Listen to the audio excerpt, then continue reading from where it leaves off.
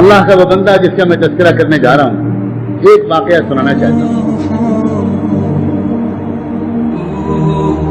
پچھلے 3-4 سال سے ایک بات تقریباً ہر ہفتے 10 دن میں ایک واقعہ علم میں آتا ہے، کبھی امریکہ کا، کبھی کینیڈا کا، کبھی یورپ کا، کبھی روس کا، کبھی عرب ملکوں کا، کبھی تاشقند کا، کبھی بخارا کا، کبھی ہندوستان کا، کبھی کسی ملک کا، کبھی کسی شہر کا، ہزاروں واقعہ، عجیب صورتحال۔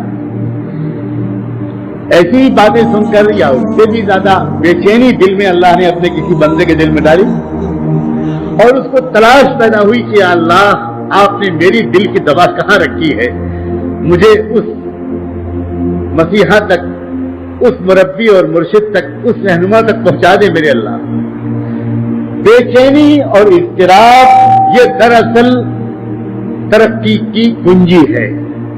جب تک دل میں وہ بے چینی پیدا نہیں ہوتی، وہ طلب پیدا نہیں ہوتی کہ آدمی کا جینا لگ رہا ہو دنیا میں، اور وہ دن رات دعائیں مانگ رہا ہو کہ اللہ اس طرح مجھ سے زندگی گزاری نہیں جاتی، یہ سونا ویران دل جس میں آپ کی محبت نہیں، آخرت کی فکر نہیں، نمازوں کا شوق نہیں، ذکر کی لذت نہیں، اے اللہ یہ کوئی زندگی ہے؟ یہ کوئی جینے میں جینا ہے؟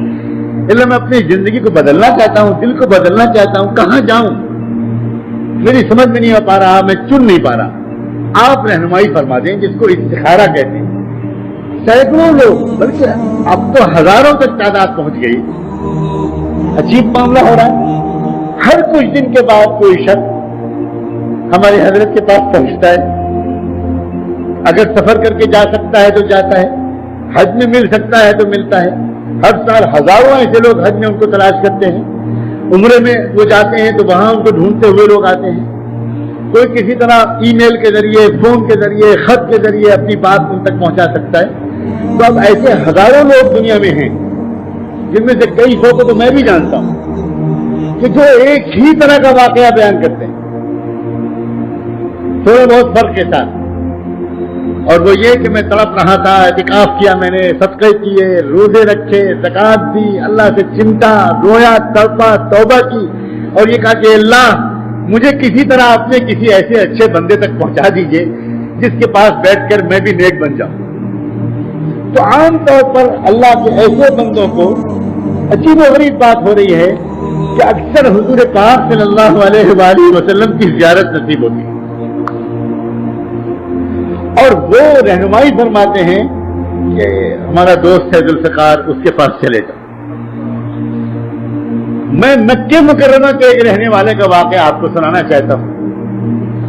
مکے کا ایک باشندہ اور عام آدمی نہیں، حضرت صدیق اکبر رضی اللہ عنہ کی اولاد میں تھی۔ اللہ اکبر، ایک ہی خاندان ہے وہاں، جو گویا مکے سے باہر نکلا ہی نہیں۔ زلزلے آئے، طوفان آئے، جنگیں ہوئی، کچھ ہوا، اس نے طے کر لیا کہ ہم کو یہ در نہیں چھوڑنا۔ اس خاندان کا ایک شخص ہے، یہاں ایک نیک صالح، عجیب کیفیت ہے، اس کے دل میں طلب پیدا ہو۔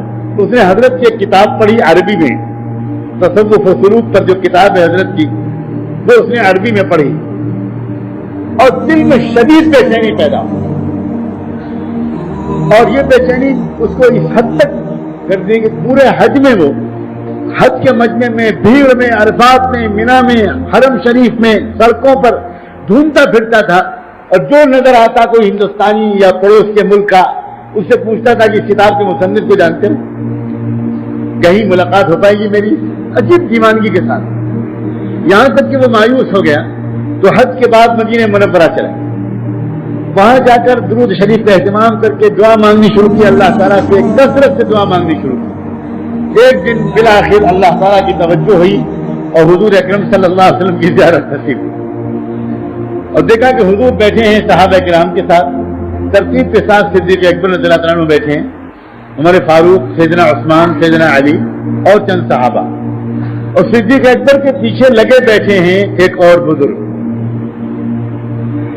حضور نے فرمایا کہ پریشان نہ ہو، ان کو تلاش کرو جو ابو بکر کے پیچھے بیٹھے ہیں، یہ یہیں کہیں ہیں، ان کو تلاش کرو، میرا سلام کہنا اور اپنے دل کے درد ان سے کہہ دینا، مجھ تک پہنچ جائے گا۔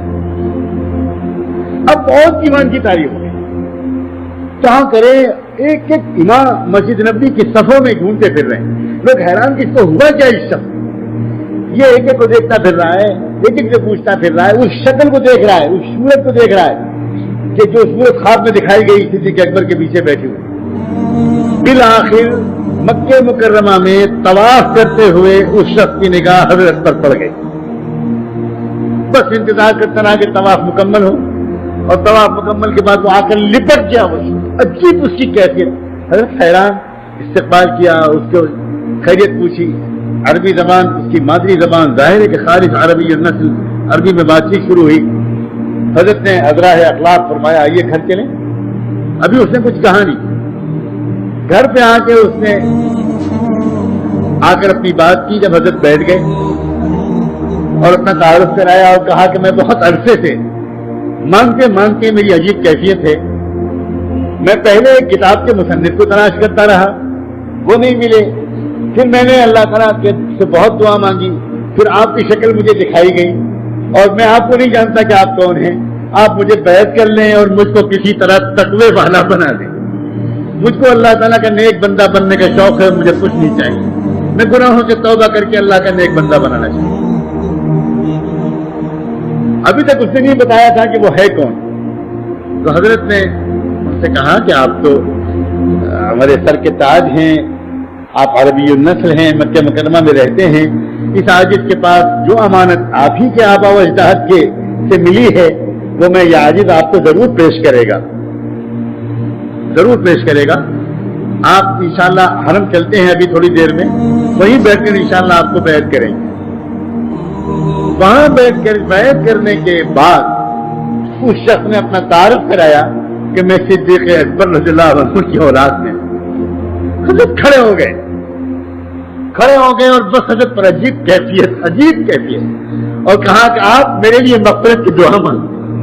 آپ خانے کعبہ کی طرف ہاتھ اٹھا کر میرے لیے مغفرت کی دعا مانگ دیجیے, آپ کا کچھ نہیں بگڑے گا. آپ کی جد امجد کی جھولی سے پوری امت کو سنبھالنے کا موقع ملا تھا. آپ کے جسر کی خیرات ہے جو اس عاجز کو صدی در صدی حضور کے غلاموں سے ملی ہے. نقشبندی سلسلہ یہ صدیق اکبر کی خاص میراث ہے, میں وہی بانٹتا پھر رہا ہوں. آپ اس سلسلے میں داخل ہوئے, یہ میرے لیے عزت کی بات ہے. آپ دعا کریں کہ میں اس امانت کو صحیح طور پر نبھاتے ہوئے دنیا سے چلا جاؤں. اب اس شخص کا حال یہ ہے کہ وہ مکہ مکرمہ میں, مدینہ منورہ میں گاؤں گاؤں حاجیوں کے پاس, عمرے والوں کے پاس, دکان دکان جا کر عجیب اس کی کیفیت ہے. بس وہ ایک ہی بات بیان کرتا ہے کہ لوگوں فلاں تاریخ کو اللہ کا ایک بندہ آ رہا ہے, حرم میں فلاں جگہ بیٹھے گا, اس کو دیکھ لینا, اس کو بس دیکھ لینا, تمہاری آنکھوں میں انشاءاللہ حضور کی محبت آ جائے گی, اللہ کی محبت آ جائے گی. یہ اس طرح کے واقعات ہزاروں کی تعداد میں ہیں. اللہ ان کے وجود کو مبارک فرمائے, ان کی عمر پر برکت نصیب فرمائے, اور اس صوبے کو, اس شہر کو, اس کے ایک ایک کچے بچے گھر کو, ہمارے ملک کو اور پورے عالم کو ان کے فیض سے اور ان جیسوں کے فیض سے